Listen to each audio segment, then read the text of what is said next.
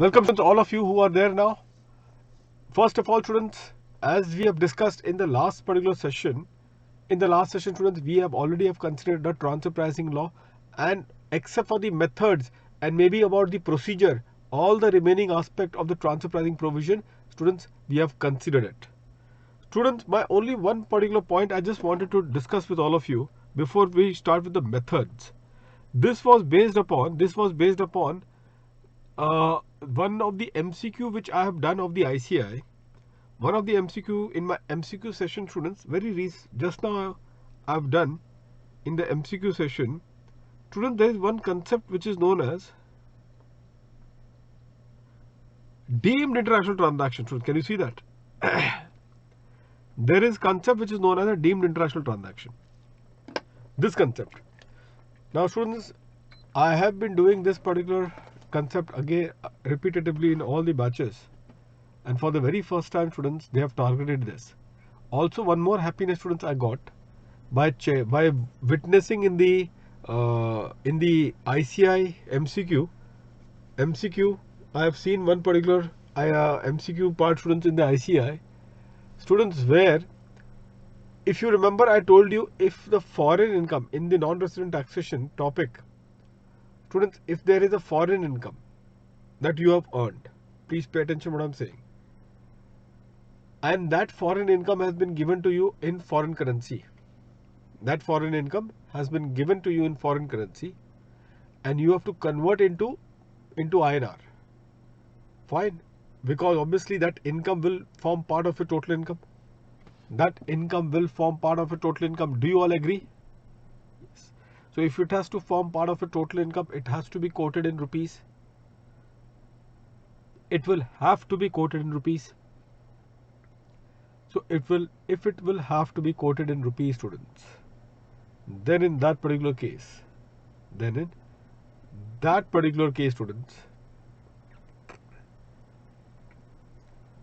then in that particular case, students, you will find this that what is the conversion factor that has to be applied?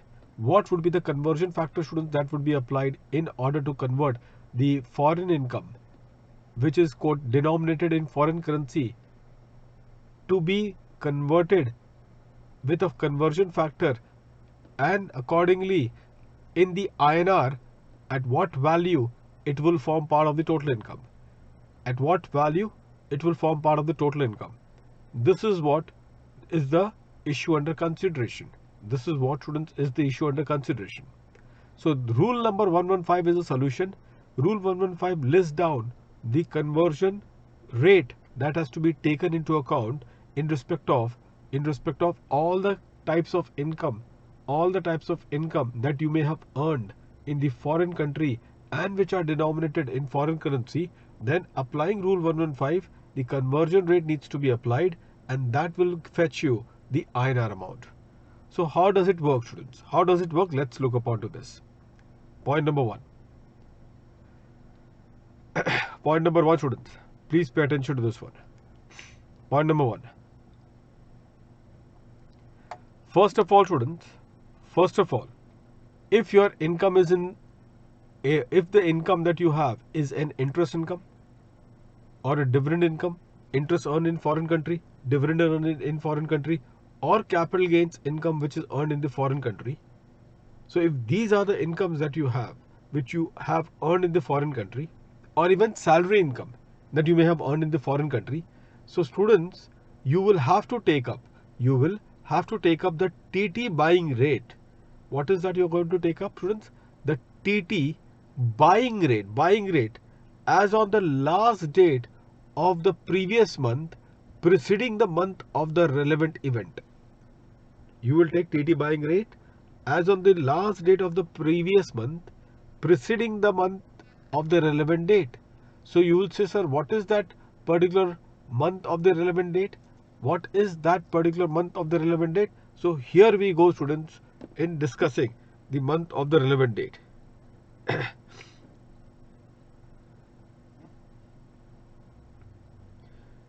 So students, in this particular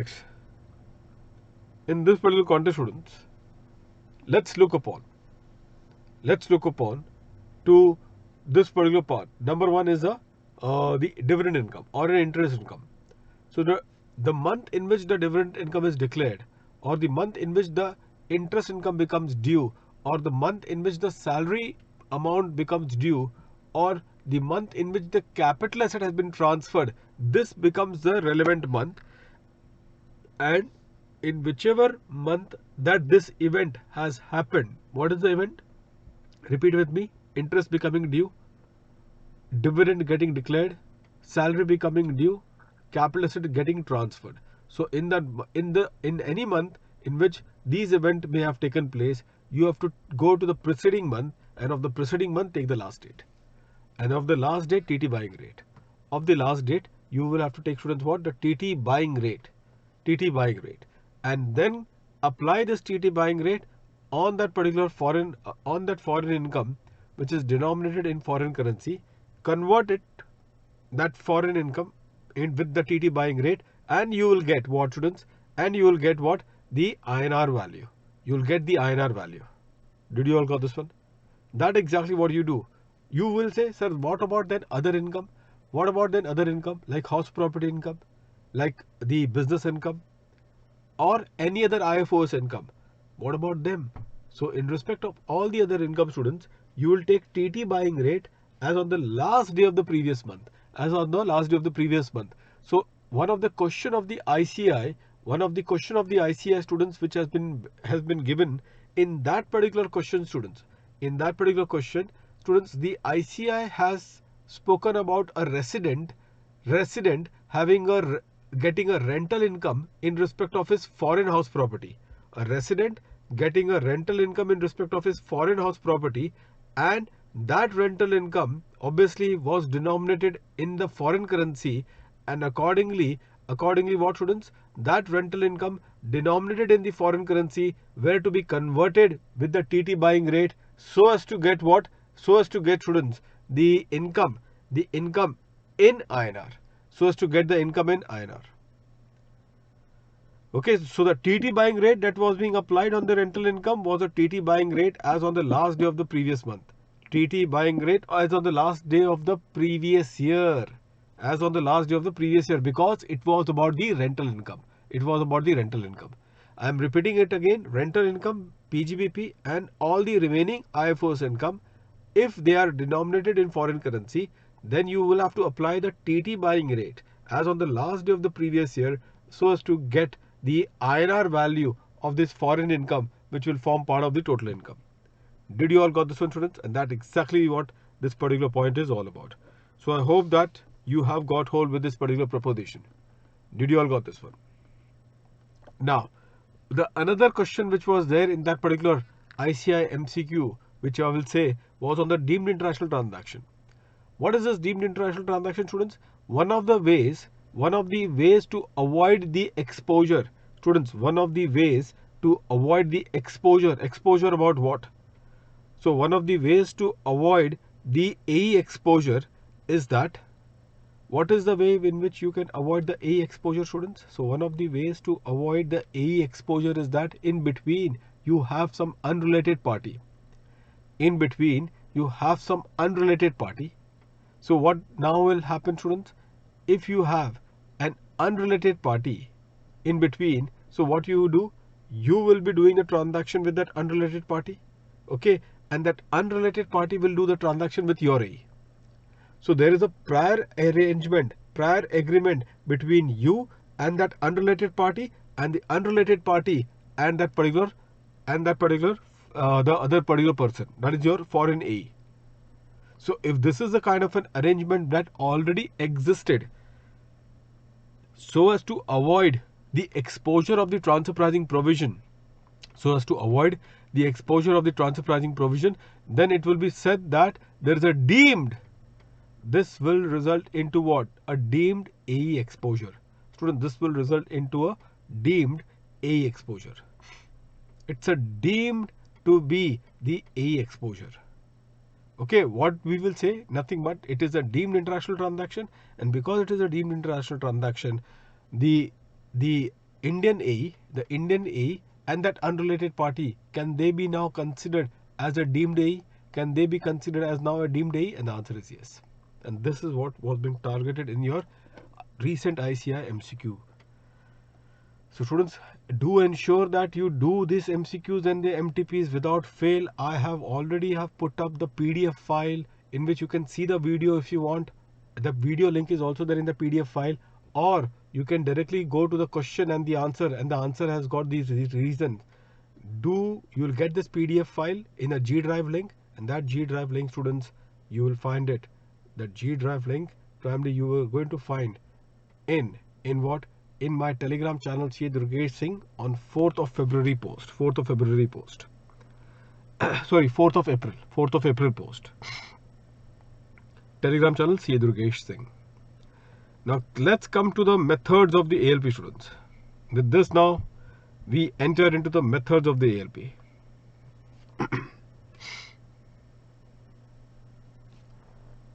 The methods of the ALP, students.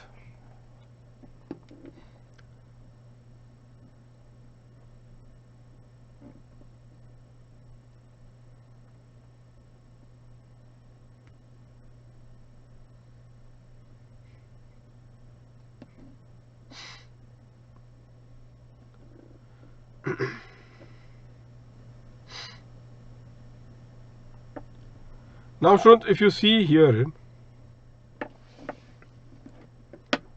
comparable uncontrolled price method. This is one of the most easiest method, but what they will target in the examination, which I've got a very gut feeling, looking into the kind of the case studies and the MCQ which the IC have done it, which we have covered in our MTP also, is the resale price method.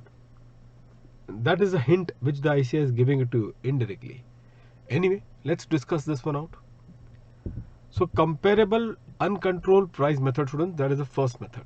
What exactly this particular cup method is all about? And we need to think about this one in a most logical way. The cup method, students. As per this method, that is the comparable uncontrolled price method, students, what happens is that there is a comparative price. Students, there is a comparative price which is there, and accordingly, obviously, you will have to, obviously, when you have got your transfer price, so you will say your price which you have charged to your AE, or your AE who has charged you a price, that price would be called as what? That price would be called as a transfer price. So you will always refer that price to be a transfer price. Fine. Now obviously you have to compare the transfer price with the arm's length price. So how do we determine the arm's length price? For that there are 5 methods. And please pay attention, students. And out of the 5 methods, you will have to select the most appropriate method, which is applicable in your particular case. Out of the 5 methods, you will have to consider the most appropriate method which is applicable in your particular case. Fine. Now, if the most appropriate method in your case happens to be the comparable uncontrolled price method, then what do you need to do? No issue, students. You just simply will have to do what, students? You will pick up a comparable. Whatever is the comparable, you will pick up the price of the comparable, and against the price of that particular comparable, students, whatever is the price of the comparable that you have picked up, you will do the adjustment. Students, you are going to do the adjustment relating to the uncommon factors. You are going to do the adjustment relating to the uncommon factor. Now, many students will say, what is, sir, the uncommon factor? So, the uncommon factor, students, the uncommon factor is this. Be careful. In this context, let's take an example, students. Let's take an example.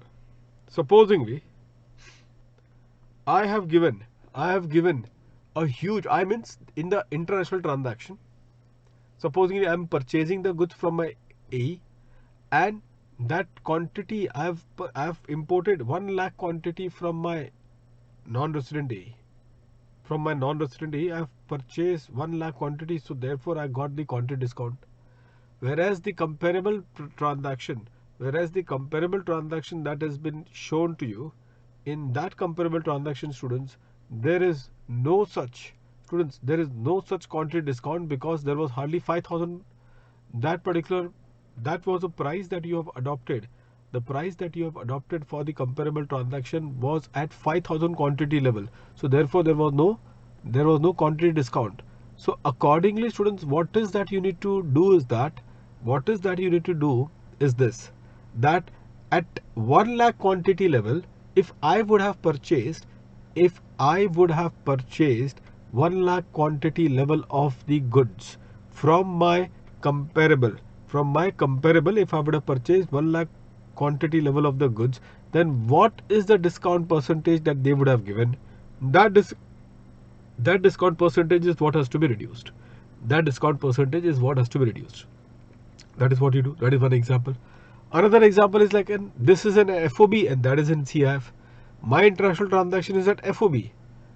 That particular transaction is at CIF. So that comparable which you have considered as the base, now you need to also convert it into FOB. And how do you convert into FOB? By reducing insurance and freight. Consider this. Students, here in my AE transaction, the goods were being purchased at X warranty. The goods were being purchased at, or maybe cum warranty, at cum warranty price. Okay, and here it was X warranty. On my comparable, it was X warranty. So obviously the warranty factor, students, will load the price. When it is at cum warranty, then there would be a loading in the price. Whereas in my comparable transaction, it was at X warranty. So the fact that it was at X warranty, what I need to do, I need to then load and make it also to be at cum warranty, so that both of them becomes comparable. And after doing all the adjustment, the resultant figure, students, that will be considered as the arm's length price.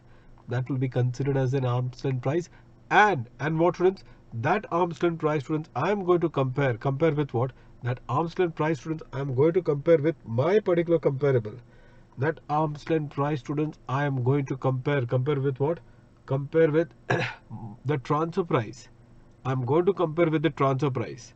And I will accordingly, once I have compared this, I will then make the transfer pricing adjustment. However, students, here there is a word of caution to all of you. Although I will make a transfer pricing adjustment over here, students, the word of caution to all of you is this, that be careful. The word of caution to all of you over here is this, that in this particular adjustments that we are doing it, students, primarily ensure that it does not result into a downward adjustment. That is to say, you cannot have a situation that after adopting the ALP, your price goes down. That can never ever happen. Again, I am repeating, students, there cannot be a situation where after adopting the ALP, what happens, students? My price of the goods, students, primarily, that goes down. Primarily, this is not, when I say price, no, I will not say price, sorry, it is the total income. Not the price, but the total income. So it will not happen that once I adopt the ALP, the total income which I have reported for tax purpose, that is getting reduced and I am now claiming refund because I have adopted the ALP. That is not possible. Neither it is also possible that if supposingly I have claimed a loss in my ROI, now because of adopting the ALP, that particular loss gets reduced. So even that is not possible. So neither this nor that. Did you all got this one, students? And that exactly what you should be very careful about it, because they have asked multiple times, they have tested you on this, that you will adopt ALP, but unfortunately it is resulting into your total income getting reduced further after adopting the ALP. So you have to drop your ALP. Similarly, if that adoption will reduce, or sorry, will increase the amount of the loss, even in that particular case, the ALP will have to be reduced. Now the next method and the most popular method, students, is the resale price method. Can you see the step 1, 2, 3 and 4? These are the 4 very critical steps that you should keep in mind. And as I have told you, you will find, students, in my MTP number 5 some practical questions. Don't forget, students, you will have to do this. Practical questions in my MTP number 4 on the resale price method. So what was that particular point, students? Pay attention. Students,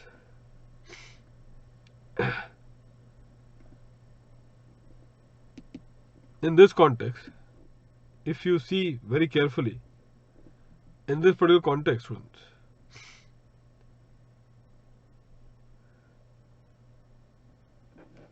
resale price method will be applicable in all those cases where the SSC purchased the goods and the goods in the same form is getting resold. SSC purchased the goods and the goods in the same form gets resold. So whenever this combination takes place, that the SSC first is purchasing or importing the goods and then thereafter the goods are getting resold, whenever this combination happens, students, then congratulations, you are into the resale price method. This is exactly what the resale price method would be all about. Okay, now you'll say, sir, then what is the thrill about this? Let me then tell you about the thrill about this. So the thrill about this, students, would be that now what is that you need to do? Please understand, students, I have imported the goods from my AE, non-resident AE. Maybe, just pay attention, students, maybe at the time of import I may have to incur some charges to import the goods, like payment of the customs duty, some freight which I have incurred in this import of the goods. So there are certain charges which I may have incurred for the process of importing the goods. Fine. After I have thereafter I am reselling that goods further. Fine. There is no further process which I have done at all. Now, students, what you need to do? Now you need to find a comparable. Comparable would imply that this purchase has been taken, the transaction of the purchase that has taken place is from an unrelated party, and it is also being sold to an unrelated party. So purchase from an unrelated party, and the sale also has taken place to the unrelated party in respect of the similar or the identical goods. So students, in this particular case, then what we need to do is that we need to take first the gross margin. We need to take what, students? The gross margin is what we will take. And this gross margin, students, is what I am going to put up. Where is this gross margin, students, you are going to put up? This gross margin, students, you all would be put up in that particular price which the AE, your Indian AE, has charged in the resale transaction. The price which the Indian AE has charged in the resale transaction. So that is what, students, that is where you will have to reduce. That resale price which the Indian AE has charged. That resale price will be reduced from that particular GP margin. Once that reduction has taken place, thereafter, students, what is the next particular point? The next particular point is that you will reduce further, if any extra expenditure that has been incurred by the Indian AE on the import of these goods. Any extra expenditure which has been incurred by the Indian AE on the import of this particular goods. So you will also reduce the same. And once that has been reduced, students, be careful now. Once that has been reduced, students, after that, what is that you're going to do? Once that has been reduced, immediately after that, students, what is that you're going to do? You are going to, students, be careful. You are going to Once that has been reduced, students, you are going to then do the adjustment relating to the uncommon factor between the two transactions. That is the import that you have done with your A versus the versus the import or the transaction of import between that unrelated party. So whatever are the uncommon factor relating to the two transaction, you are now going to make the adjustment. Students, at this point of time, this particular point of time, it will be exactly be like a cup method at this stage, but this stage is the last stage. Point number 4, can you see that? This is the point number 4. This stage exactly is at like a cup stage.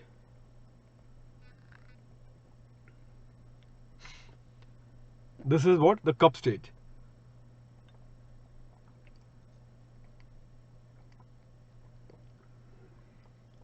So that exactly what that exactly what, students, happens in this particular case. Did you all got this one?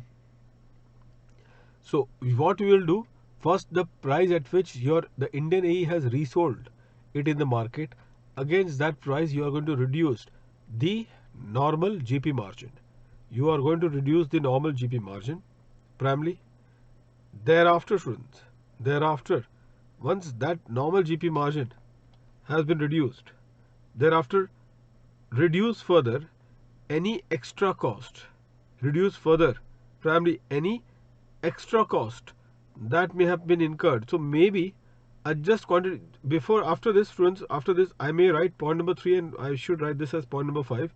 The extra cost, extra expenditure incurred,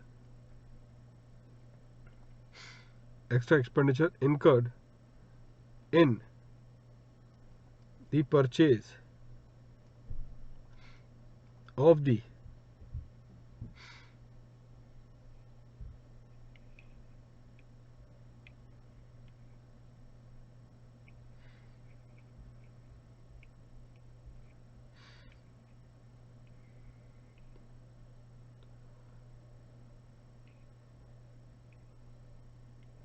purchase or the import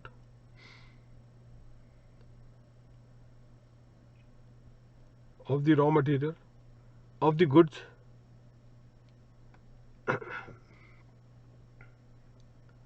by the Indian AE.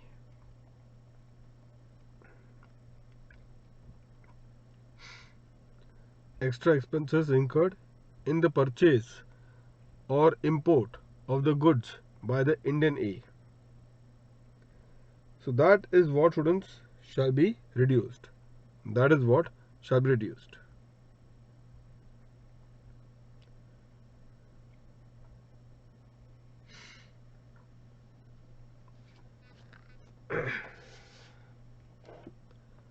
Are you all through with this, students?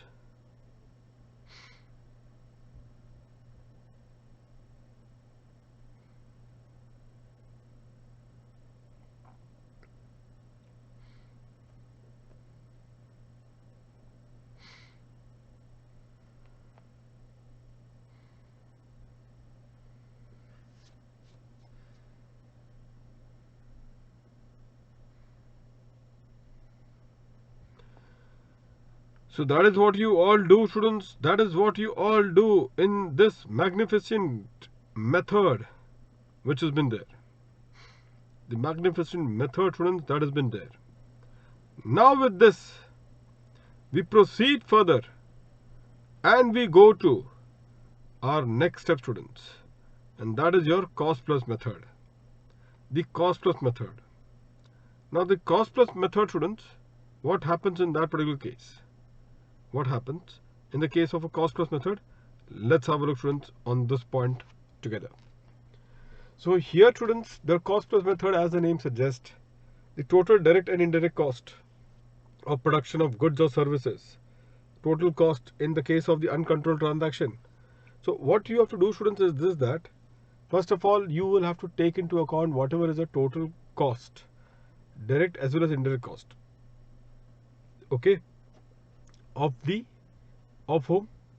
Of this particular A transaction. As you say, students, herein the name itself is a clear-cut indication. So the total cost in the international transaction, what is this international transaction? International transaction is a A transaction. So whatever the total cost, so whatever the question has been giving it to you, the entire total cost is what you will take and add to this one, students. Adjust to this one what? The adjusted, students, the adjusted GP margin. The adjusted GP margin. Now what is this adjusted GP margin? I'll let you know. And that finally will give you the ALP. This is the adjusted GP margin is what you need to work upon. The adjusted GP margin, students, is what you will have to work upon. Now what exactly is this adjusted GP margin? We will have to now discuss this point only.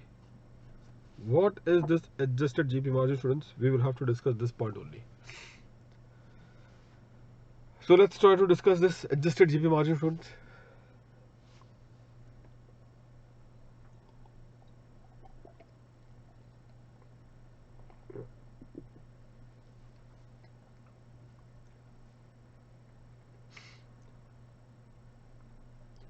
Adjusted GP margin. Students, what you have to do now, again you have to pick up the comparable transaction. And you will have to determine whatever is the GP margin in that case. And the GP margin is a GP margin of the cost. So therefore, in the comparable transaction, whatever is the GP margin. Now, one of the way to determine the GP margin is like this. Like in one of the attempt, students, they have already given you the GP margin. Okay. But that GP margin was on sale. That GP margin they have given it to you and that GP margin was on sale. However, then once that GP margin was given in the question to all of you, the question also further gave you the uncommon factors between the two transactions. The uncommon factors between the two transactions. So the two transactions would be the transaction between the A and the transaction. One is the transaction with the A and another is the transaction with the non-A, of whose GP margin you have already picked up. So in the question, students, you shall be given what?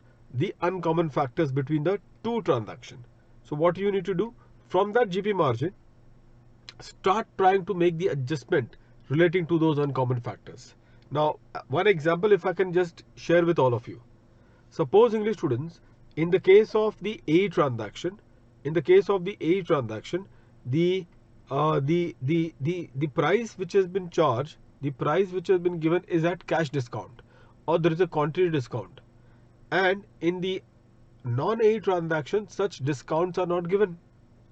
Now obviously students, we all know that if there is a discount on the selling price, then that will reduce my margin.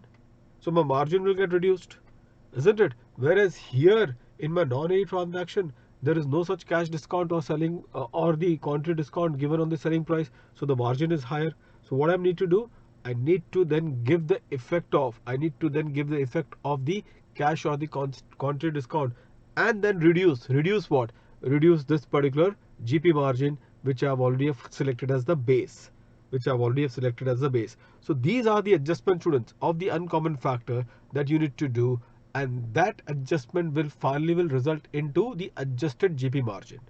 Now if the GP margin, students, is on sales, ensure to make it at cost. Now also, sir, how do we convert a margin on sale to a margin on cost? Very simple, students. So say, for example, students, 1/3 on sale. If you say 1/3 on sale, how much it is on cost? It is half on cost. Now how that is done, students?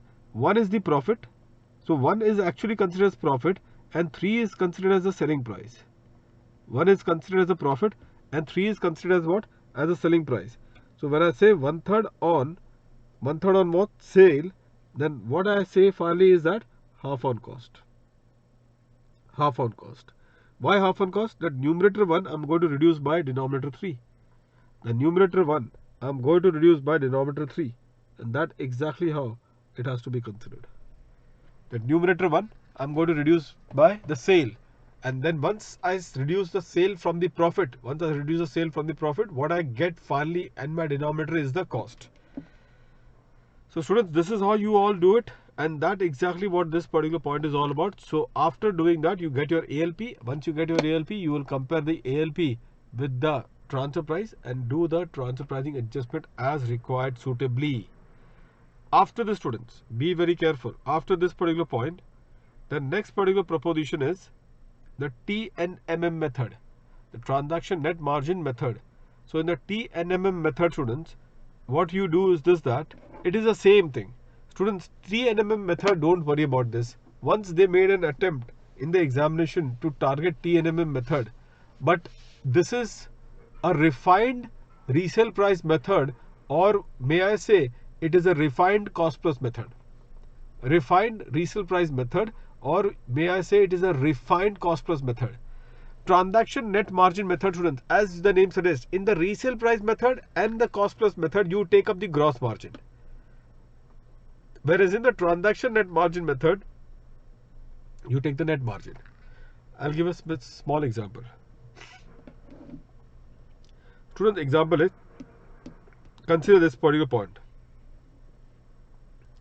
Supposingly, students, in this particular context, so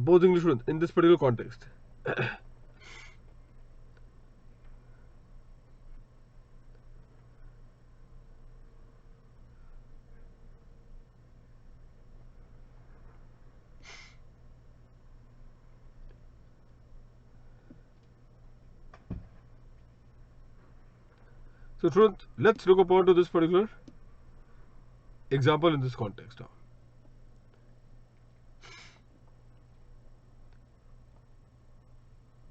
I have purchased the raw material, and then thereafter the raw material is further processed to make up the final product. Raw material is further processed to make up what? The final product. So if this is the example which I have given, purchase raw material, process it further and make it as a final product, then in that situation also, students, you get the same result. You all get the same result, isn't it? What is the same result which I have said it?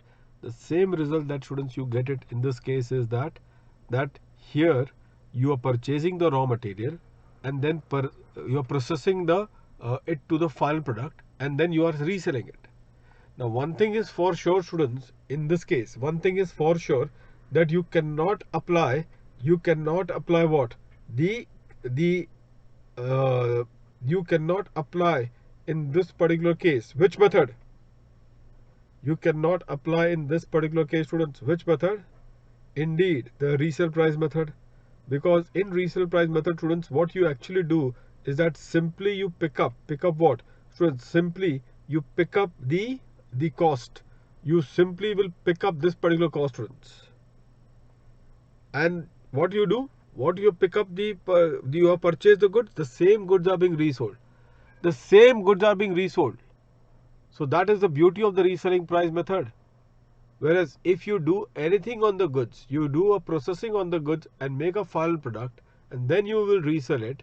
So you cannot adopt here the resale price method, but instead now here, students, you will have to adopt the cost plus the transaction net margin method.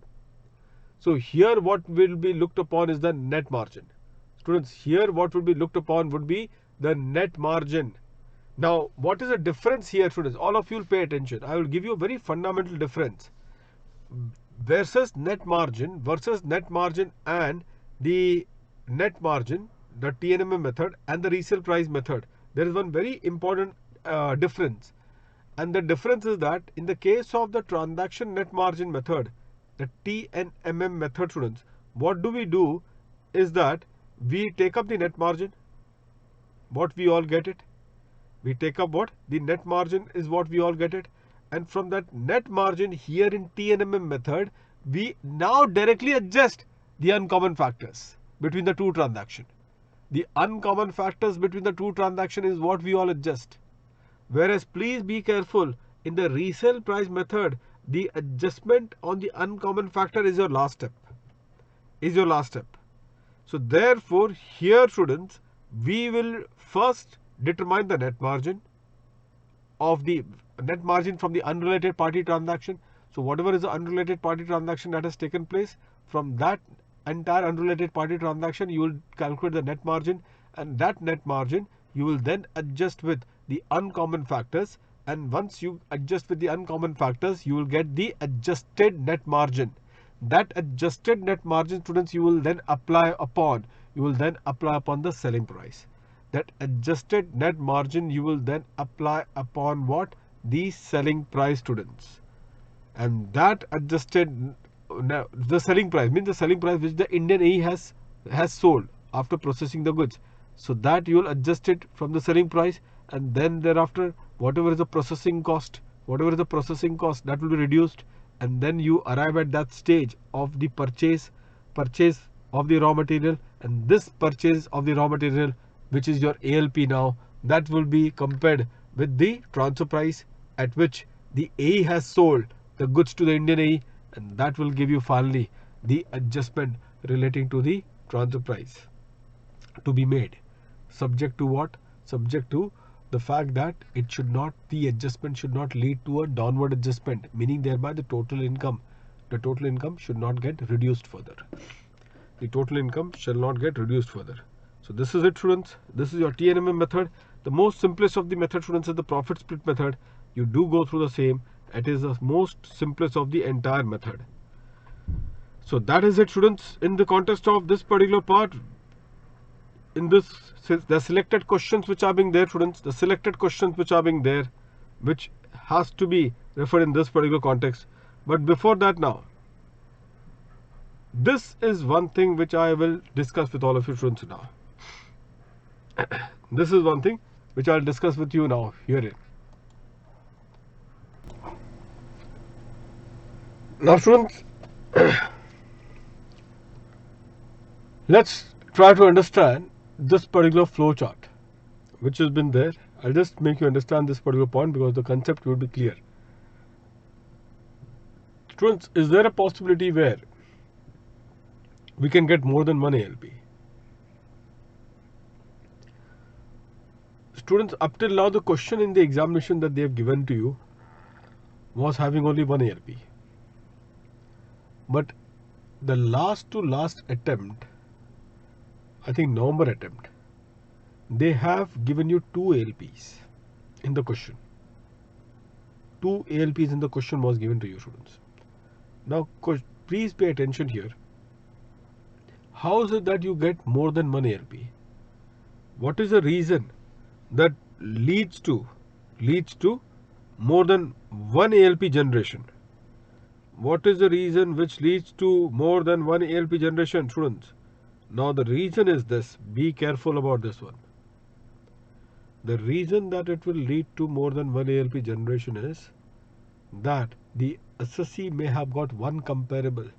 Up till now in my example also, I was just taking you through only to one comparable.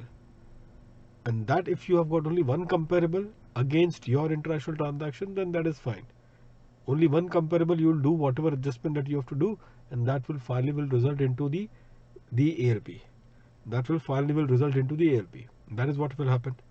But if supposingly, students, you have got more than one comparable, if supposingly you have got more than one comparable, in that case, students, what will happen? In that case, what will happen, students? Then this will lead to more than one ALP. If there is more than one ALP, students, be careful now. If there is more than one ALP, you will have to ask which is the method that has been made applicable. If there is more than one ALP, then you need to ask the question as to which is the method that has been made applicable. And if the method which has been made applicable, you can see it is all smiling sign. The smiling sign in the previous chart you will find it is about what? Number one, students, the first one happens to be the cup method, resale price method, transaction net margin method, or these are the methods: cup method, resale price method, cost plus method, and the transaction net margin method. If these are the four methods which are being applied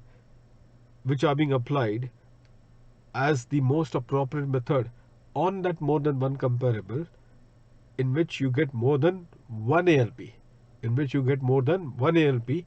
then in that particular case, students, this is one of the segment. So this is what you will say. You will put across this part, and here you will say that no sir, if the method applies is the PSM method. PSM means the profit split method. If the profit split method is applicable, then students, the concept is different. But just focus on the four methods. If the four methods, which are the main methods, cup method, cost plus method, resale price method, and transaction net margin method. If these are the four methods which are being applied, students, if any one of these four methods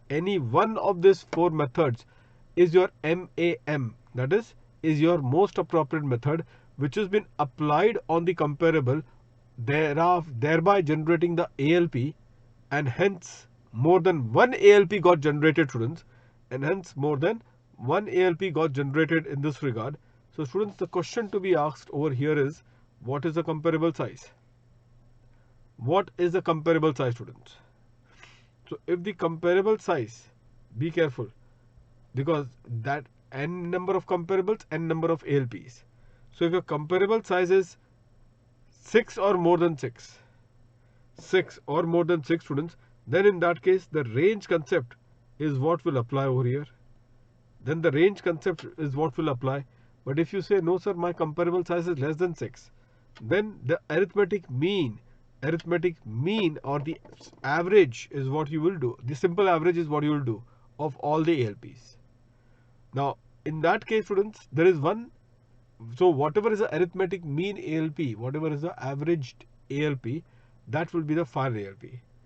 That will be what? That will be the final ALP. Students, that will be the final ALP. Now on this final ALP, students, what is the average ALP, which is what is referred as the final ALP? Now students, be very careful. This average ALP, which I have told you to be the final ALP, you will now then compare what? This average ALP, which I have set to be the final ALP, students. You will now do what? In this context, students, you will now see whether the transfer price, the difference between the transfer price and the average ALP, does it exceed by more than 3% of the transfer price? If that difference between the ALP and the average ALP, the arithmetic mean, the difference between the transfer price and the arithmetic mean ALP, if that difference is more than 3% of transfer price, then gone. Then students, you will have to then adopt the average ALP, and that average ALP would be adopted, and finally you will do the transfer pricing adjustment. Whatever the transfer pricing adjustment after comparing with the transfer price.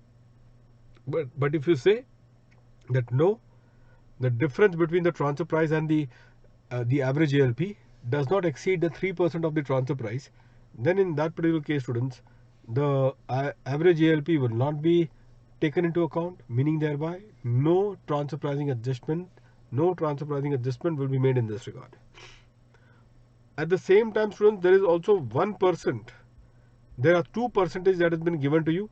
One is a 3% and another is a 1%. The 3% is something I have already told to all of you. Now what is this 1% concept? Now so this 1% is applicable to the wholesalers. The 1% is applicable to whom? To the wholesaler. So to the wholesaler this 1% will apply.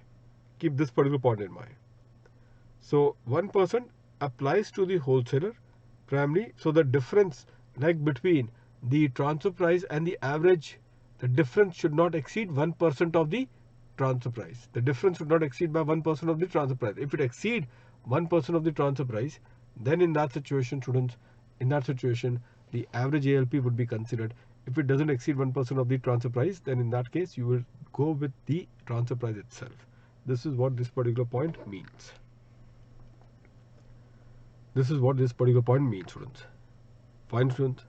So this is the real aspect in this regard. Now with that, let's look upon to the range concept.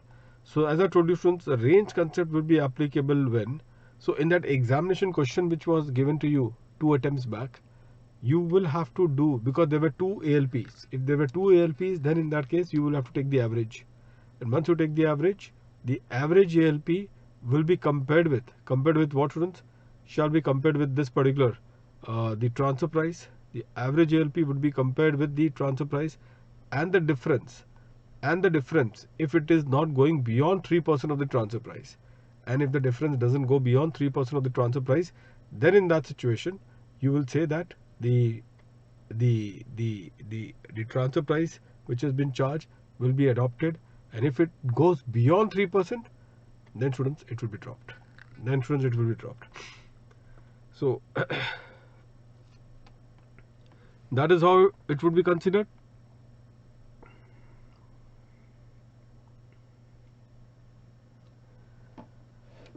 Now flow of the chart. Now before that, students, range concept. I think range concept, all of you are agreeing with this. What is that you will have to do? Herein, students, calculate the weighted average method of using 3 years data. You will say, what is the 3 years data? That I will do. That there's one small problem, we will deal with it, and I will take you through to that. So weighted average method using 3 years data, I will do a small practical problem. Arrange point number 1 in the ascending order. Ascending order means, like, whatever data that has been given to you, you will have to arrange from high to low primarily. Okay, sorry, from lower number to the higher number. The ascending order means from the lower number to the higher number. Now you take 35th percentile. You will take what, students? The 35th percentile. So what is 35th percentile? Like, your data set size is, say, 7. So of the data set size 7, say take 35%. Then point number 4, once you take 35%, now what do you do, students? I think you should be aware of this. You will get something in decimal. So 7 into 35%, so something like 2 point something something. And if there is 2 point something something, you will take 3. Then point number 4, students, you take 65th percentile. 65th percentile. So whatever is the number of comparable, you will take 65%. 65%. So in my example, it was 7. Take 65%, so it comes to 4 point something. And if it is 4 point something, you will go to the next one, that is 5.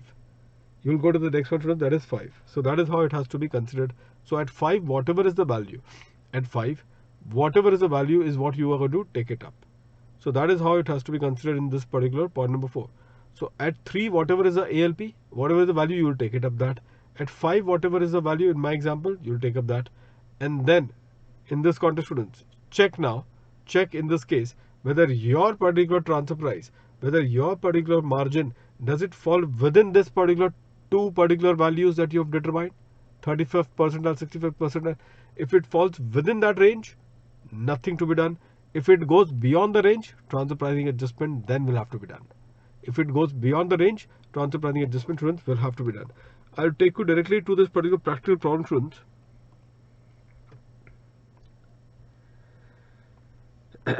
One question.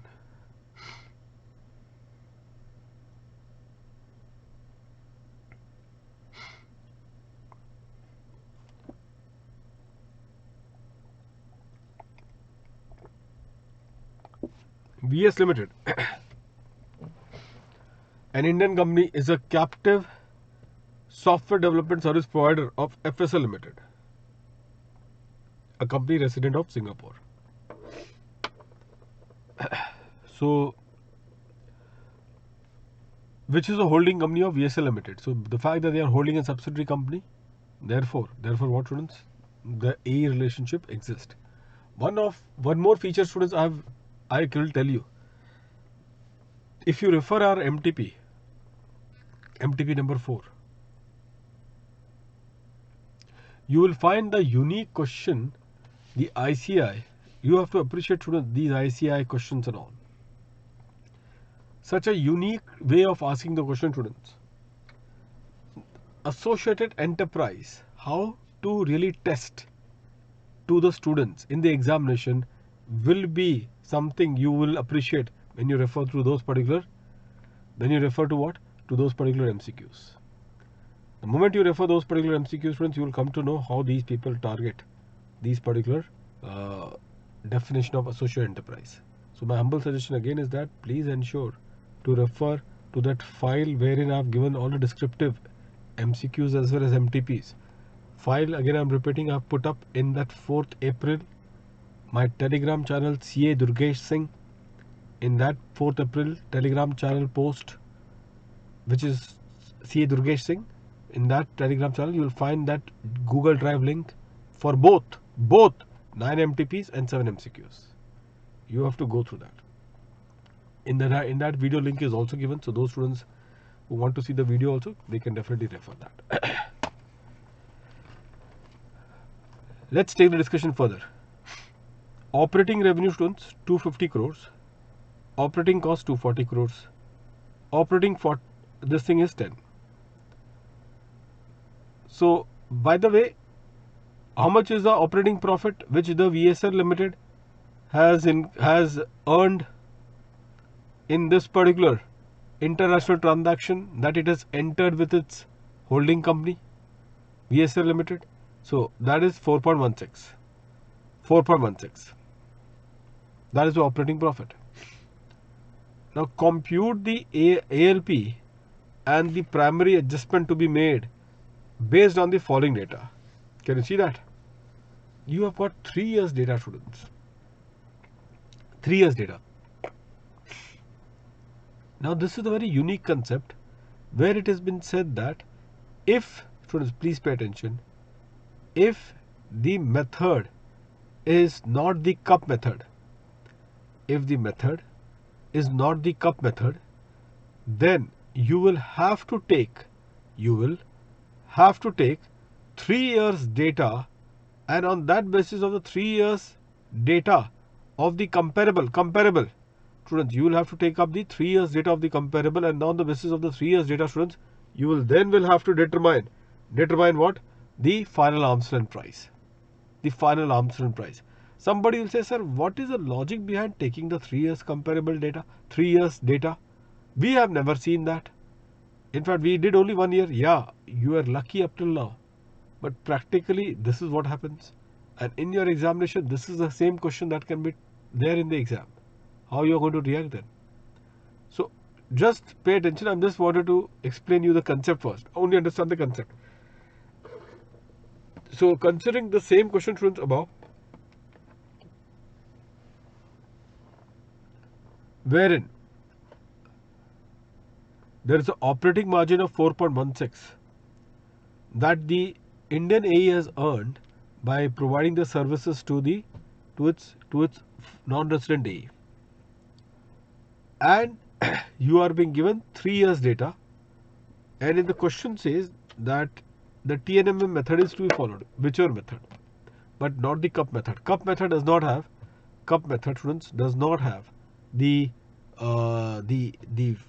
weighted average concept. So this is the weighted average. 3 years data, it's a weighted average concept. So what you are supposed to do? What you all are supposed to do, students? In this particular case, what you all are supposed to do is this. As I have told you, students, you will take the weighted average primarily. But okay, somebody says, but what is the logic behind that? I'll tell you first the logic, students. Just imagine this is the COVID year. So when I have to take, I'm taking the comparable of the COVID year, which is a very unusual data which I may take of the comparable. And the pricing in the comparable also may not be the justified price. Because if today even the unrelated party transaction, we all know what is happening in the market right now. Even the unrelated party transaction appears to be like a related party transaction. Because even there they say whatever price that you want to give, please give, but I just want to get that goods being sold anyhow. I'm not demanding any price. It is up to you to decide whichever price that you want to give. So that is a kind of the market, or that is the kind of situation that we all are in, students. And therefore in that regard, you can easily see that this particular margin that will be there, that this particular concept that will be there, what is that we are going to say? That through this particular concept, students, what they do is that if at all there is a possibility, of any unusual year which may have crept in, so that unusual year will get reconciled with the normal data of the last 2 years. The normal data of the last 2 years. So that we don't, if you take only 1 year data, then chances are very high that we may act only upon very much biased, very much influenced data of a particular year. very much a biased or very much an influenced data of a particular year. So that is the reason why they have said that it is important for us to work upon on a data, to work upon on what? On a data which is more than 1 year, and therefore they have taken the data for 3 years. Let's look upon to this then. So students, see the comparable has been given to you. OC and OP. OC is the operating cost, OP is the operating profit. So of the 3 years has been given to you. Name of the comparables 1, 2, 3, ABC.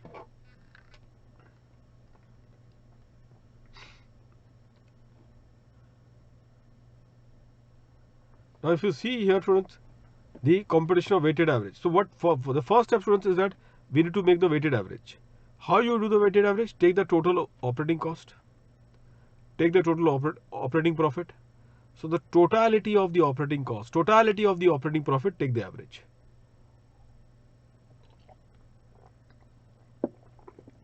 Totality of the operating cost, totality of the operating profit, take the average. Take the average. Thereafter, if you see point number 2, herein, in the case of the second year or the second comparable, for the second comparable, again the same thing. Take the totality of the operating cost and totality of the operating profit, and then you get the margin, operating profit divided by the operating cost. Same is also with the third year. Same is also with the third year. Totality of the operating profit divided by totality of the operating cost, and that will be giving you the 6%. Now students, what you do? As we all know, it is only the 3 comparables. Students, since you had only 3 comparables, the comparable size is not 6 or above. The comparable size is not 6 or above. Therefore, in that case, you will do only the simple average. You will do what? Only the simple average. And doing the simple average, students, 12 plus 8.2 plus 6. 12 plus 8.2 plus 6 divided by 3, 8.74. Students, 8.74 is the arithmetic mean. 8.74 students is the arithmetic mean, is what they have mentioned it over here. Is what they have mentioned it over here. 8.74. Fine. Now, what did I told you, students? Now this is your final the operating profit, which is arm's length margin. This is the arm's length margin. Now, if this is the arm's length margin, which I will put up in my cost, but before I put up in my cost, please check this, students. Please check this one, that whether the 3% game is there or not. So if I take up the transfer price, margin, what was that? International transaction margin 4.16. If I make it as 103% also, if I make this as 103% also, at the most it is only 4.24 to 4.28. If I do it as 103% also, I still get up only to 4.28. 4.28 students. Can you see that? I'm stuck with 4.28%. Since I'm still stuck with 4.28% students, you will appreciate the fact that this particular, the difference which is there between the margin in the comparable transaction versus the margin in the international transaction, this is beyond 3%. This is beyond 3%. Difference is beyond 3%, and therefore you will not take up the margin of the international transaction. And now this adjusted margin you will add on the cost. Whatever is the operating cost, what is the operating cost? 240. And then on that, herein students, on that you will add the margin 108.74 into 240, and we can do that also, and we can get the ALP straight away. We can get the ALP straight away. That is 260.96. 260.96. So that is what you will get it, 260.96. And once you get 260.96, thereafter what, students? Thereafter, this is what you should have charged. This is what you should have charged to your AE, because this is your ALP, whereas actually what you have charged is only 250. Actually, what you have charged is only 250, and therefore your adjusted total income is how much? 10.976. The adjusted total income is, students, how much? 10.976, and that exactly how it has to be considered. That exactly, students, how it has to be considered. Fine, students. So this is how you will have to deal with this one, and this wraps up this very important particular concept. Rest of the situation, students, I have dealt it in the previous lecture. In fact, till APA we have done with it. So now comes our last segment after this one is the documentation part. Can you see that, students? The documentation and report. Over here. The documentation and the report, students. Now, if you see over here, 92D, documentation and information. 92D, the documentation and the information. So, if you see very carefully over here, what is that you will get it? So, there is a local file, rule 10D, and then there is a master file, rule 10DA. Local file, rule 10D, and then there is what? Master file, rule 10DA. So that is the two things which has been given it to all of you. Now again here, students, you have to be very careful. This 92D documentation and information. Now master file we will see.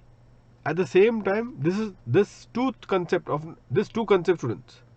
Master file and local file. This is coming through 92D. This is coming through 92D. There is one more section, that is section 286. And that gives you the country by country reporting. The country by country reporting. So this is what the CBCR reporting will be all about. The CBCR reporting will be all about. Now you will say, sir, what is the CBCR reporting?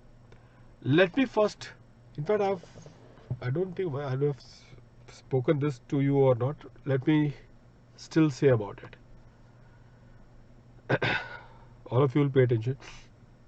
Students, I think I have told you. See, one of the feature is your AE transactions. Just visualize this situation. Coca-Cola USA has sold some raw material to Coca-Cola India. Coca-Cola USA has sold some raw material to Coca-Cola India.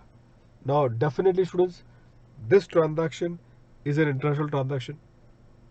Both of them are AE. This transaction is an international transaction and both of them, students, are the AE. Do you all agree to this one? Yes. Now, what happens over here? What happens, students, over here, students, is this. Be very careful. What happens over here is that, say for example, students, Coca-Cola USA has sold to Coca-Cola India the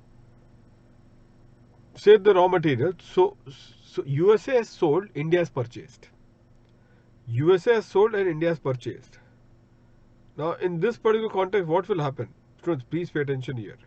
In this context, what will happen is that Indian tax authority will take an objection that Coca-Cola India has purchased the goods at a very expensive price. Coca-Cola India has purchased the goods at a very expensive price. That objection will be taken by the Indian tax authority. Whereas Coca-Cola USA will take this objection that they have sold the goods at a very cheaper price. So see the dynamics. Indian tax authority will say that you have purchased this goods at a very expensive price. Whereas they are going to say that you have sold the goods to the Indian AE at a very cheaper price. Now just imagine that both of them have taken a completely an opposite position. Both of them have taken what? A completely an opposite position, students. Do you all agree? The very fact that both of them have taken a completely opposite position, the question that arises to our mind is why this has happened at first place. Why this has happened at first place? There is a fundamental. Now you can obviously go for map. Remember in the last lecture we were doing the bilateral and the multilateral map procedure. So that is one thing that we were doing it, isn't it? So you can definitely go and do the map in this case also. But map, students, is very expensive remedy. Doing a map is an expensive and definitely also a time consuming remedy. So here students, what you will have to do, or APA, even the APAs and all, they are different things. But here then what you will do in this regard is that, first of all, let's try to find out the reason. Why is it that the two conflicting position has been taken, and that too it is in respect of the same transaction? Students, it is in respect of the same transaction. The transaction happens to be the same. So how is it that in USA it has been it has been told that it is a very expensive sale? It is a very what? Expensive sale. Whereas in India it has been told that it is very cheap purchase. In India it is being told what? It is very cheap purchase. How this conflict is happening? Why this conflict is happening, students? There is a reason behind that. The conflict that is taking place, students, that is taking place is because of the fact that both the parties or both the countries' tax authorities are following different documents. Different document, students. And the very fact that they are following a different documents, therefore this particular problem is arising, that the USA tax authority says to Coca-Cola USA that what you are selling is at very cheaper price, and in Indian tax authority they are saying by referring to different documentation at the time of assessment that what you have purchased is at very expensive price. So this is what is a kind of situation. This is a very classic situation of what? Of how the two tax authority are having a completely different positioning in respect of the same transaction.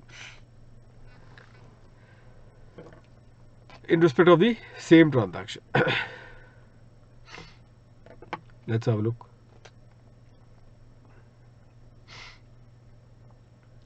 Now, one of the ways to resolve this, students, is this, that let both the tax authorities, students, follow the same documents. If both the tax authorities follows the same document, then 90% of the dispute will get eradicated, provided both of them at the time of the assessment follows the same document. So that if India is saying that the purchase is at a very high level, at least USA will not say that the sales is at very lower level. So that is one thing would get assured. Only one jurisdiction will have the problem, not the other one. That, as I told you, can be achieved only if common documents is what is followed by the tax authorities at the time of assessment. Let's have a look, students.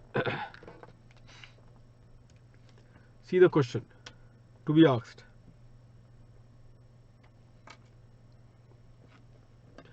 By the way, before we go to this one, I'll tell you about Coca-Cola itself. Students, Coca-Cola presence is in 126 countries. Its headquarter location is USA. Coca-Cola presence is in 126 countries. Its headquarter location is in USA. In USA, students, Coca-Cola USA is filing 126 documents, and that document is known as the country by country reporting. That document is known as what? As the country by country reporting, students. Now, what is this country by country reporting? Students, it is just like for every country of its presence, the Coca-Cola USA will file like this much thick documents. Before what? Before the respective jurisdiction. Every country. The data is so much of the data has to be given of each of the country, and that 127, this much of the, obviously it is not good that it is not done in physical form, but 126 countries documents of this size, this magnitude is what has to be filed. Students, the EY, which was the tax auditors over there, they have taken the fees of filing the CBCR in US. EY has charged 3 crore rupee. $3 crore, I suppose. this is a kind of the compliance cost is there. Obviously, if this is a compliance cost, even the revenue of that company has to be very high. So therefore, on that backdrop, let's read this one. Now, obviously, Coca-Cola USA, we have seen they would be filing in USA, the CBCR. Similarly, we will say then in India, who will file then? So in every country, Coca-Cola is not going to file. They will file only in the headquarter country. Only in the headquarter country. Okay, same way then, what about in India? In India also, do we have headquarter companies which is having the location, the headquarter location as in India? Yes. Reliance, Tata's, ICICI, many particular cases even India has, which is having the headquarter location is in India.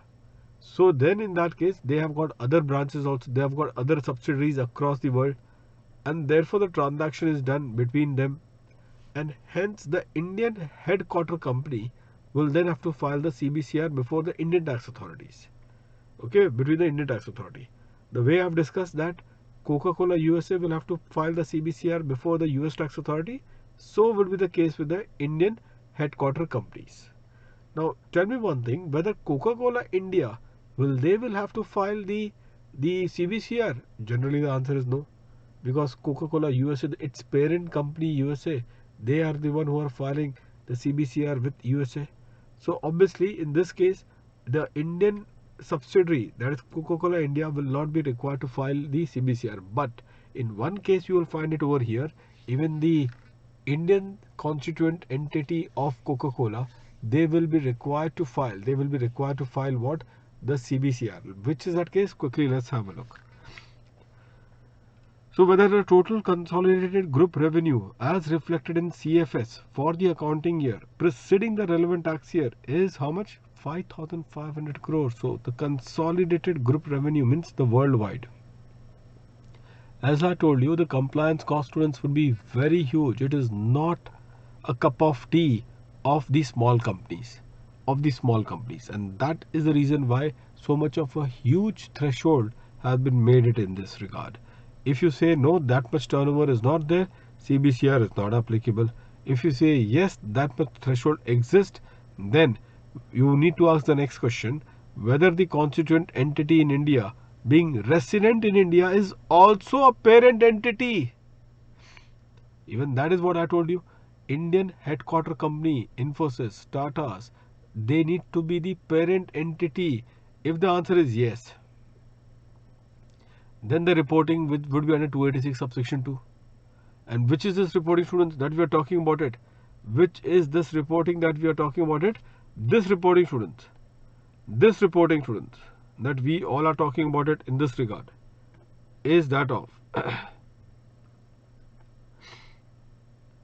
is a CBCR. Form 3 CEAD. Okay, Rule 10 DB, and the time limit to file this report, students. The time limit to file this report is 12 months from the end of the said reporting accounting year. 12 months from the end of what? From the end of the said reporting accounting year. And that exactly how it happens. That exactly how it happens, students. Did you all got this one? All of you? So students, this is how the things are being there in this particular scenario. So students, in this scenario, in this particular situation,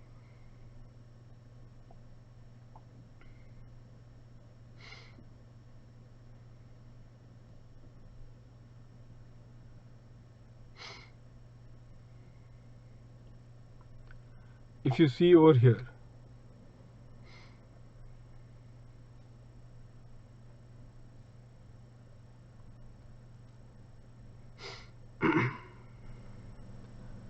please have a look in this particular context. Reporting is under section 286 subsection 2. Reporting is under section 286 subsection 2, and we have said that time limit to file the report would be 12 months from the end of the said reporting accounting year. Now please come to this part. If the answer is no, that is, if the Indian entity is not the parent company. Students, if the Indian entity is not a parent company, so if the answer is no, means this no would mean if the Indian entity, that is the Indian entity is not a parent company. So what happens, students? You need to ask another question, and that is about whether the parent entity is a resident of a country or a territory. Whether what? Whether a parent entity is a resident of a country or a territory, or what, students? Point number A, B and C. And what it says, whether the parent entity is not eligible to file the report of the nature referred to in section 286 subsection 2, or with which India does not have an agreement providing exchange of report of the nature referred under 286 subsection 2. And point number C, there has been a systematic failure of the country or the territory. So what does it imply? Students, see, generally the use of CBCR, I'll tell you one thing. Coca-Cola USA has filed the CBCR in USA in respect of all that 126 country. Now, tomorrow any transaction happens of any Coca-Cola with, say, Indian Coca-Cola, of any Coca-Cola group associates with the Indian Coca-Cola company. If any transaction happens, students, tomorrow, do you know what will happen in this case? What will happen in this case? Students, in this case, Indian tax authority will make an application before the US tax authority. The Indian tax authority, students, will make an application before the US tax authority, and they will call from them. What is that they are going to call from them, students? They are going to call from them what is that, students? They will call from them the CBCR report which Coca-Cola USA has filed for India and for the other Coca-Cola company in that other jurisdiction. And not only that, Indian tax authority will call for this particular document, even that other country with whom the Indian Coca-Cola company has done the transaction with that other Coca-Cola company, even that foreign tax authorities will call from USA what? These two documents. What is the CBCR that they have filed in USA, primarily of Coca-Cola India and that Coca-Cola of, say, France. Say, example, the France is the one with whom India has done one transaction, Coca-Cola France. So they will call for those particular data. This is the practical reality. So now what happens? The France government and the Indian government, they both are sitting on the same documents. And accordingly, the assessment that they will make will have the harmonization. But if what, students? Any one of the three defaults happens. Any one of the three defaults. So which is the three defaults? Point number A, where the parent entity is not obligated to file the report of the nature referred to in section 286 subsection 2. Meaning thereby they don't file CBCR in their country. So there is a problem now. Coca-Cola USA, there is no law in Coca-Cola USA requiring Coca-Cola USA to file the CBCR in their country. Point number B, with which India does not have an agreement providing for exchange of report of the nature referred to in 286 subsection 2. So although they are filing the CBCR in their country, but with India they don't have any tax exchange information agreement. With India they don't have any tax exchange information agreement. And last but not the least, there has been a systematic failure of the country or the territory. That is, forget it. So students, if any one of this three default occurs, in that particular case, students, what is that we are going to say? We shall say, in this case, that Indian Coca-Cola company. So if the answer is yes, can you see that? If any one of the three default occurs, see where the arrow goes. So Coca-Cola India, what it will imply? Coca-Cola India will have to file what? The CBCR. The problem will now happen on Coca-Cola India, who will now be required to file the CBCR. That is the real problem that is going to take place. And you say that no sir, no such failure has occurred. No such failure has occurred. Then tell me then, in that case, whether Coca-Cola India, will they have to require to file the CBCR? And the answer is no CBCR is required to be filed. Simple, one-page intimation has to be given, and that has to be given 2 months prior to that due date of that CBCR filing.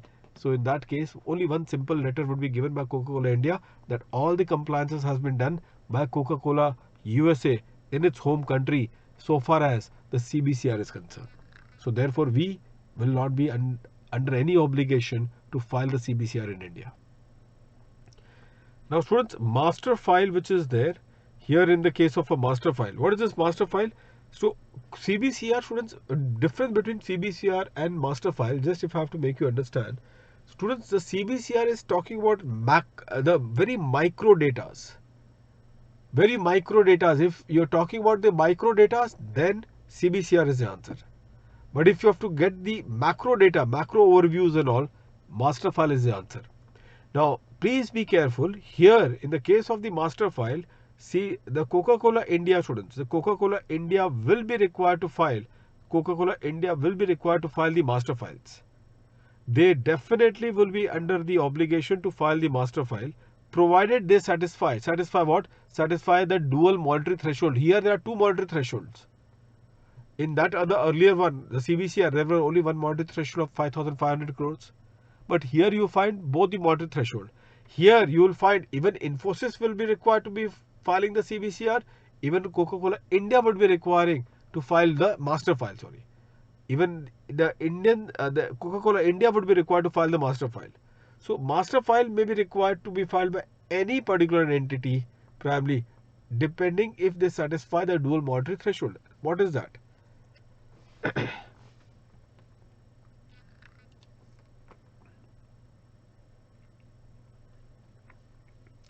Whether the consolidated group revenue, is it greater than 500 crores? This is a question to be answered. Is it greater than 500 crores? If the answer is primarily no, the consolidated group revenue, so there it was CBCR 5,500 crores. Here it is 500 crores. If you say that no, the consolidated group revenue is not going beyond 500 crores, then students furnish what? Furnish the report electronically in part A only. Furnish the report electronically only in part A. But if you say yes, yes means what, students? That consolidated group revenue exceed by 500 crores. If you say yes, if it exceed by 500 crores, then what do you need to do? Then ask, the first monetary threshold is satisfied. The first monetary threshold is satisfied. Now, in the second monetary threshold, out of two, satisfy only one. In the second monetary threshold, out of two, satisfy only one. What is that? Whether the aggregate of the international transaction during the accounting year as per the books does it exceed 50 crores? Does it exceed 50 crores? If you say that yes sir, it exceed 50 crores. Yes, it exceed what? 50 crores. Then in that particular case, students, if you say that it exceed by 50 crores, then that's it. Both the conditions satisfied. Or else students, please pay attention. If the transaction is those relating to intangible, if the transaction is that which is in relation to the intangible, then you have to ask this question. And what is the question that you have to ask? Whether that value, does it exceed by 10 crores? Does it exceed by how much? 10 crores. So either you satisfy the first one or you satisfy the second one. One of the two needs to be satisfied. Either you satisfy the first one or you satisfy the second one, but one of the two needs to be satisfied. So second one, as I told you, is what, students? That intangible transaction. If the transaction is relating to the intangible, then the value of the intangible, does it exceed by rupees 10 crores? So 500 crores the first threshold. If it exceeds 500, more than 500 crores, if yes, then out of the in the second box, out of the two, any one. Satisfy both the dual monetary threshold and what? And the game is on, students, then. And the game is on. Fine. Other transfer pricing documentation, please have a look over here. So explain the requirement to maintain the transfer pricing documentation as per section 92D of the Act. 92D of the Act. Students, here this is the local file. Means this everyone has to take this particular file. There is no this thing. However, students, be careful here. Can you see that they have got one threshold exemption 1 crore? That is to say, if your turnover does not exceed by rupees 1 crore, if your turnover, students, doesn't exceed by rupees 1 crore, in that particular case, students, you will then not be required to maintain any local files. So the aggregate value of your international transaction should exceed by more than rupees 1 crore. Only then the documentation relating to the local file would be made compulsory. Now, students, by up till when this local file should be maintained by the SSC? Up till when the local file should be maintained by the SSC? So therefore, the time period is 8 years from the end of the relevant AY. 8 years from the end of the relevant AY is the time frame up till when the local file needs to be maintained by this particular SSCs. They need to maintain the local file till this particular point. Did you all got this one? So that is how you deal with it, students, in this case. Now, students, we come to the transfer pricing assessment. Now, this is a DRP also, students. Be careful on this one. Transfer pricing assessment. Now, there is a traditional route which all of you are aware. Please be careful over here. There is a traditional route, students, which all of you may be aware. Traditional route of the appeal and all. What you do, students, is that AO will pass the order. AO will pass the order. Now, here in what happens here, point number 1.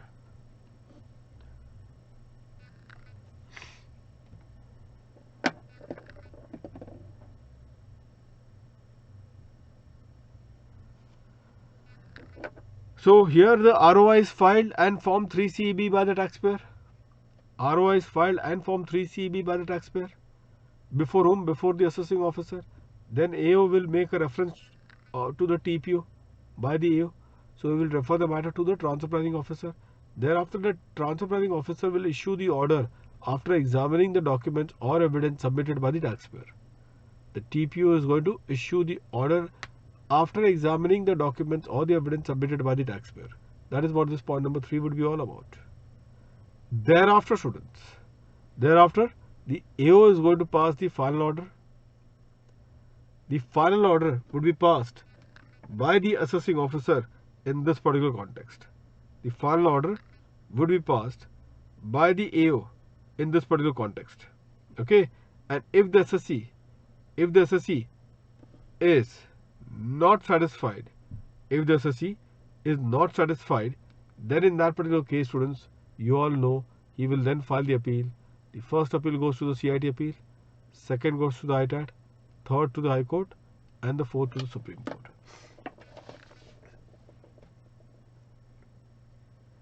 This is how the appeal hierarchy. This is how the appeal hierarchy, students, has to be considered. I hope that all of you have got hold of this one. As I told you, first is CIT appeal, second is ITAT, third is the High Court, and the fourth is the Supreme Court. So this is the 4 particular scenario or the sequence that is applicable.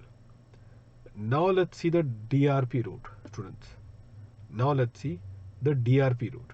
So what is this DRP route in this context? The DRP route, students, in this context. Now, if we have to see the DRP route,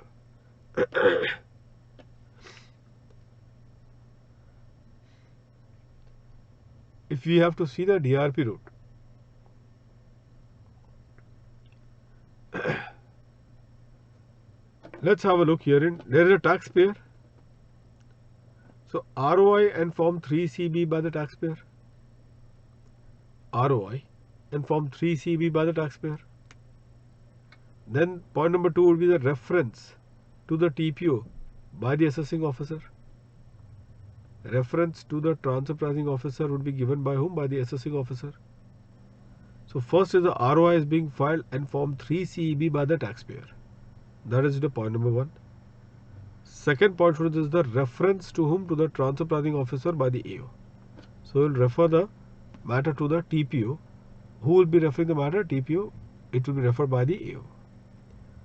After the students, the TPO will issue the order after examining the documents and evidences submitted by the taxpayer. TPO shall issue the order after examining the documents or evidences submitted by whom? By the taxpayer. So that is also quite fair and logical, isn't it? The TPO will issue the order after examining the documents or evidences submitted by whom? By the taxpayer. This is up till now. Whatever we have learned above has happened. Now the things will change from now. And what is the change that will happen? See students, point number 4. Order by the AO after giving the effect to the TPO's order. So he will give, it will be like a draft order. This order, students, is like a draft order. Now the assessee will have to decide what he needs to do. Now this is the option. Now DRP route, students, as it is there, be very careful. This is an optional scheme.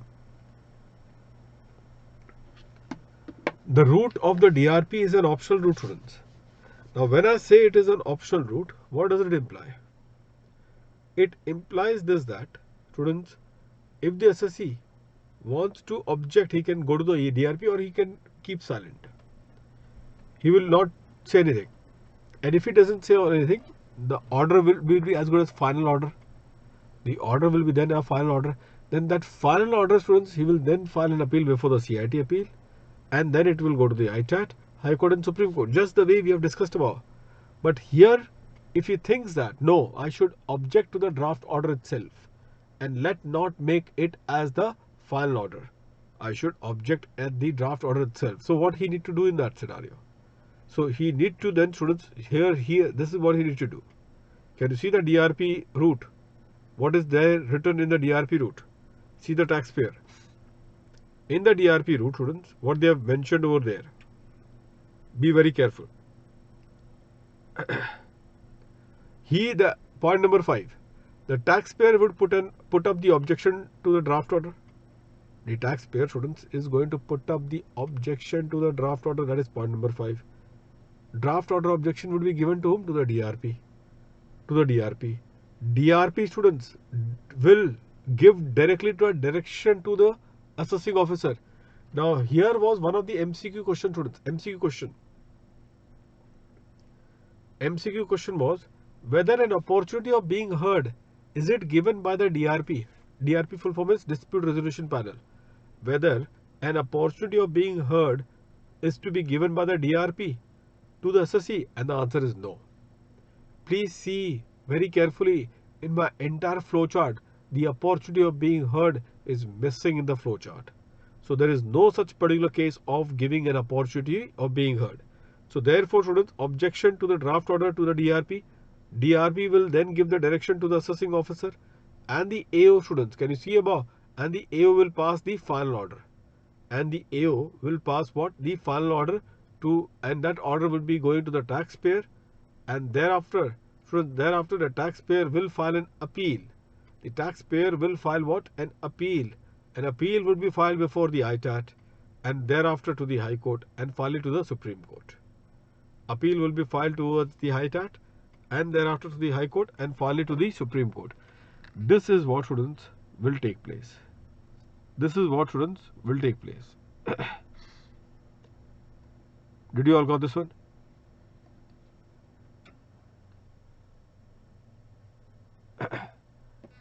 Now, if you see the additional points on the transfer pricing assessment, the additional point on the transfer pricing assessment, students.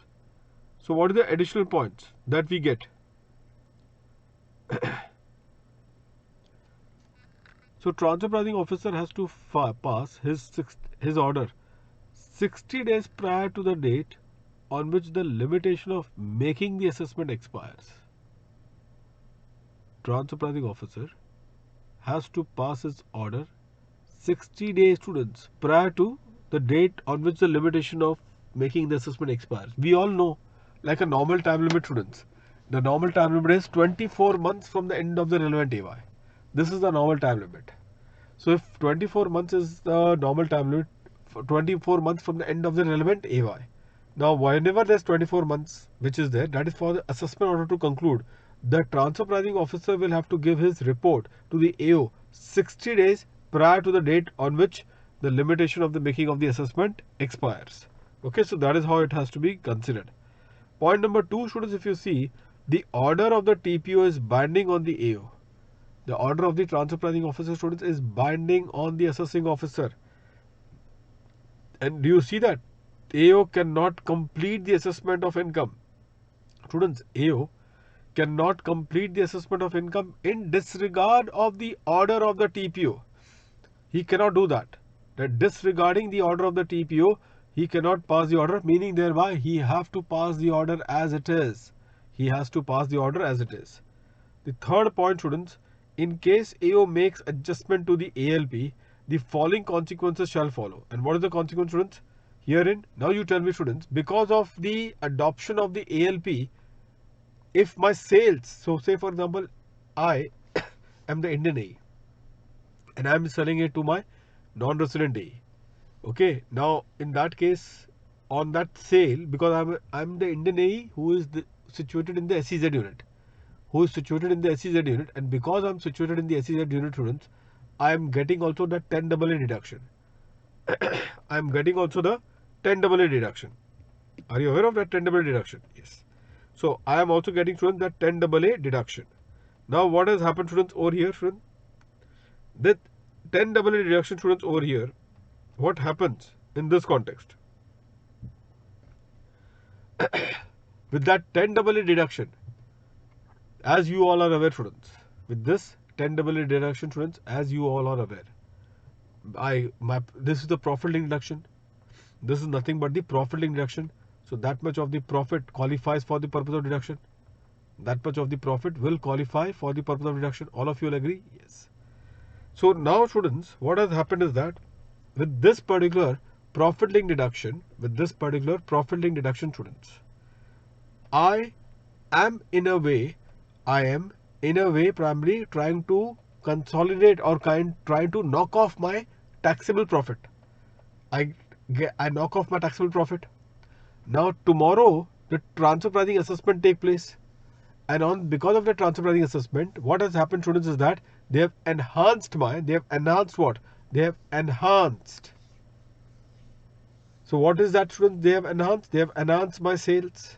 Question to all of you therefore is, if they have enhanced my sales, whether they should also enhance my profit link deduction? They should also enhance my profit link deduction, and the answer is no. So just because they have enhanced your sale doesn't mean now they are under the obligation to enhance your this thing. So therefore, this is one of the points that you should always keep in mind. Did you all got this one, students? Fine. Similarly, the second point, students, if you see, no corresponding adjustment would be made on the total income of the other AE on account of increase to the total income of the associate on the basis of the ALP so computed. What I can tell you, students, as an example here. So here, if I just quickly give you an example. So this USA AE,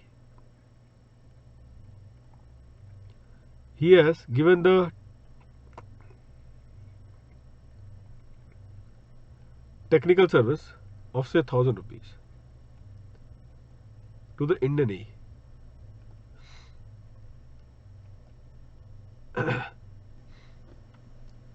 So fees for technical service.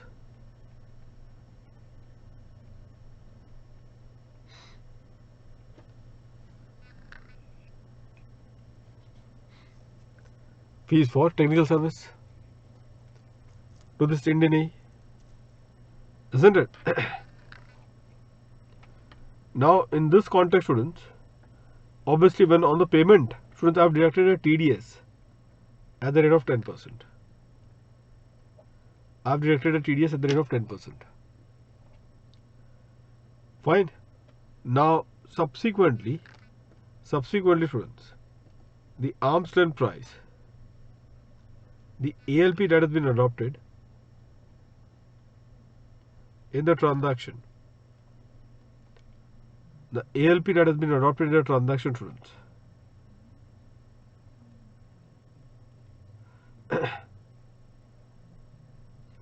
what is the ALP which has been adopted in the transaction? Say it is 800. So your PNL debit, Indian PNL debit, is reduced So if the Indian PNL debit is reduced by adopting the ALP, the total income will increase. Question therefore is whether the non-resident will he be saying that okay, that since you have reduced here this particular point, kindly give me the refund. Proportionate refund. I want my proportionate refund because the TDS was deducted of 100 rupees, whereas now you have reduced the ALP to 800. So the fact that now the TDS that should have been deducted should be 80. So that excess TDS that has been deducted of 20, I want the refund of that. Whether the refund will not be available, and the answer is no. In that case also students, the refund will not be made available in this case. So students, this is what the situation is there in this context. Now students, this was the question that they have targeted. Point number 4, last attempt I suppose. Is the DRP mechanism students, which is there, is it optional or compulsory? Is this optional or compulsory? So the DRP mechanism students is compulsory or optional? It is optional. As I told you students, that once you get the draft order, you don't react. Automatically it will become the final order. And then you file an appeal to the CIT appeal. Or if the draft order is there, go to the commissioner. So therefore I said to you students, this is an optional scheme. You decide what you need to do. And that exactly is what this particular point is all about. I hope that all of you have got hold with this one. All of you. Fine students. So this is what it is. Thereafter, can you see here time limit for completion of assessment where reference is made to the transfer pricing officer. So what is the time limit? I think all of you are aware of this time limit. For all the transfer pricing cases, there is a 12 months extra which has been there. With this, we have done with this. Where is this thin capitalization? Now penalty students. In one of the MCQ, I'll just do one MCQ here in students. Students, if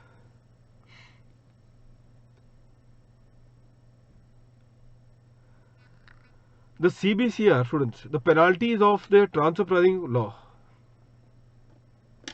The penalties of the transfer pricing law students.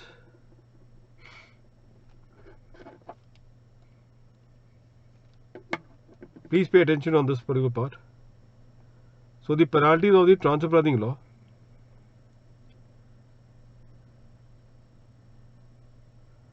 (271 GB), if you see over here very carefully. Supposing the CBCR students, as you all know, 12 months from the end of the financial year, you will have to file the CBCR. 12 months from the end of the financial year, you will have to file the CBCR. Supposing you have not filed the CBCR within the 12 months period.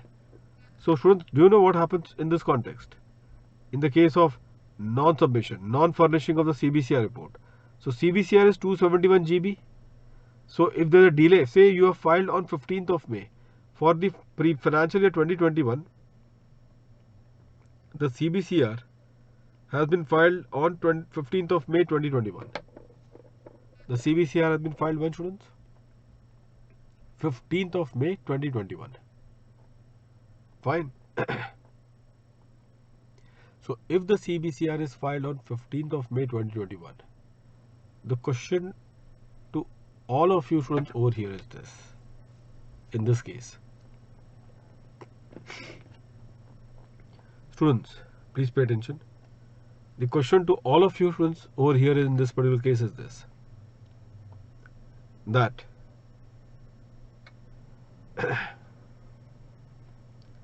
what would be the penalty under section 271 GB? Now again I am repeating, up to 1 month of the delay it is 5,000 rupees. Beyond 1 month, that excess would be 15,000 per day for period exceeding 1 month. So if it is up to 1 month, the penalty would be rupees 5,000 per day. If it is going beyond 1 month, then the penalty would be students 15,000 rupees per day for a period exceeding what? Exceeding that month.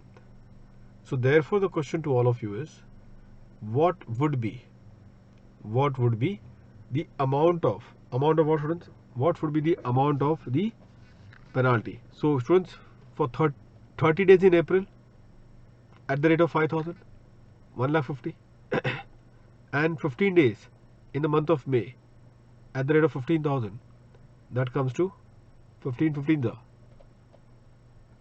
So whatever it is, that is the total.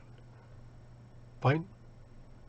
So this is how it has to be considered. I think 2,25,000 and this becomes 3,75,000.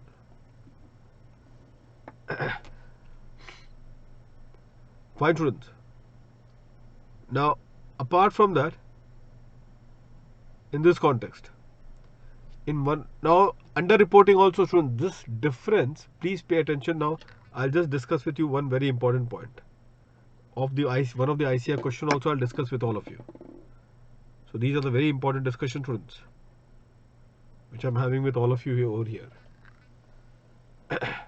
Students, just pay attention over here. So the penalties have been given to all of you. If this is the default, this is a penalty, so on and so forth. Penalty finally, students, is what? Penalty finally is 1,000 rupees. Failure to furnish the accountant's report. Failure to furnish what? The accountant's report. 271 BA. Fine, so that is what it is. Now, the difference that happens, students, between the transfer price and the arm's length price. Between the transfer price and the arm's length price, the difference that it happens, that difference, students, that difference primarily is considered as an underreporting. That difference is considered as what, students? As underreporting, students. So that one point you should always keep in mind. That difference is considered as what? As an underreporting. And if there's an underreporting, there are two penalties for underreporting. We all are aware. Either it would be 50% or it would be 200%. So the penalty that will be imposed would be either 50% or 200% as the case may be. So if you see over here, failure to report any international transaction or deemed international transaction or SDT, no underreporting of income if the amount of underreported income represented by any additions made in conformity with the ALP determined by the transfer pricing officer. No underreporting of income if the amount of underreported income represented by any additions made in conformity with ALP determined by the TPO. In conformity with what, students? ALP determined by the transfer pricing officer. Okay, that is one. The second part, students, is, what is the second part over here in this context?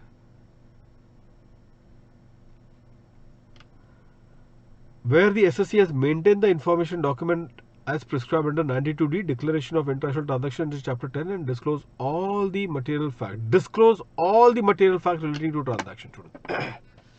So if, students,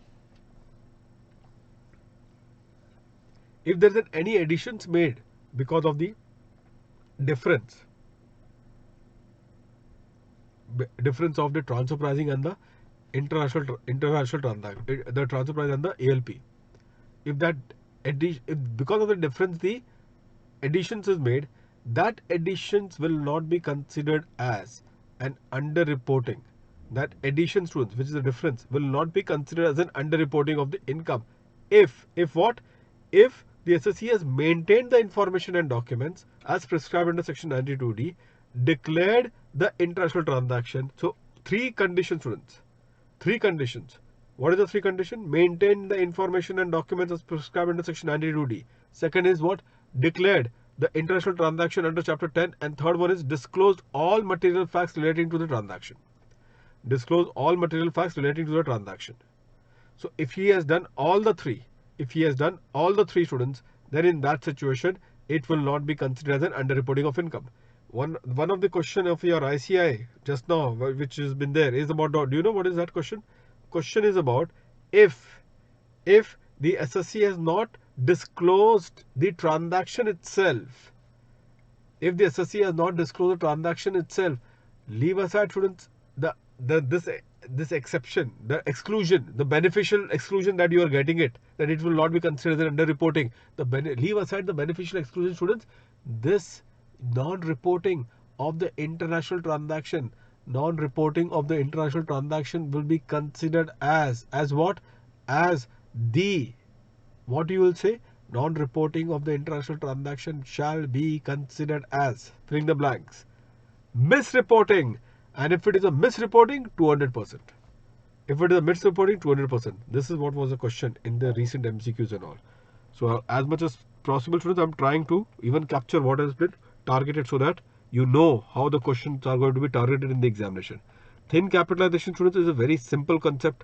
In fact, I don't think there is a need of this one. In fact, there are questions which have been targeted in the MCQs also for thin capitalization. Wonderful questions are there. So students, what we know is that the interest which you are paying to your AE, whenever this condition is satisfied, the interest should go beyond 1 crore. The payment of the interest on the loan that you have taken from your associated enterprise, the payment of the interest should go beyond 1 crore. If the payment of the interest, students, goes beyond 1 crore, in that particular case, what will happen? If the payment of the interest goes beyond 1 crore, students, in that particular case, what will happen? In that particular case, students, when the payment of the interest goes beyond 1 crore to the AE, then 94B will come into play, and they say that, look, you need to regulate the quantum of deduction of this interest expenditure. You need to regulate the quantum of deduction of this interest expenditure. Now, how much is the interest expenditure will be allowed as deduction to you? Interest expenditure that will be allowed to you as a deduction would be maximum 30% of EBITDA. Maximum 30% of EBITDA. So this is the maximum threshold upper limit given to you. And the excess of the interest expenditure, students, the excess of the interest expenditure will be carried forward in the next year. And in the next year interest expenditure, that will be added. Whatever got discarded in the earlier year, that will be added to your next year interest expenditure, and the combined amount will then be compared with the 30% of EBITDA. This is what you do so far as 92B is concerned. A simple one, although I should say that refer my MTP number 4, there you will get one beautiful question. MTP number 4, you will get one beautiful question in the form of the integrated case study. Integrated case study. I hope that all of you have got hold with this one. Now students, equalization, after that there is one equalization levy topic. But equalization levy topic, students, you will do it in my amendment file itself. Please do it from my amendment file. Equalization levy, please do it from my amendment file. You say, sir, from where we will get amendment file? Amendment file, it is there. In that amendment file, I have given the link of the lectures. In that amendment file, I have given the link of the lectures. Please go through that file, that amendment lecture, the link of which has been given. In that I have discussed 165A, the new equalization levy. The old one exists as it is. The old one exists as it is. The new one, students, is something which has been given. If you don't have it anyway, you can just message me, WhatsApp, or you can do a WhatsApp here in 9867 18004. Do me a WhatsApp primarily if you don't have it. This particular amendment file, I'll just share with you the amendment file 9867 18004. Okay, and in that the links are given. Do ensure to refer equalization levy. So get it done, students, and then in the next class we shall then be taking across the next particular topic. Okay.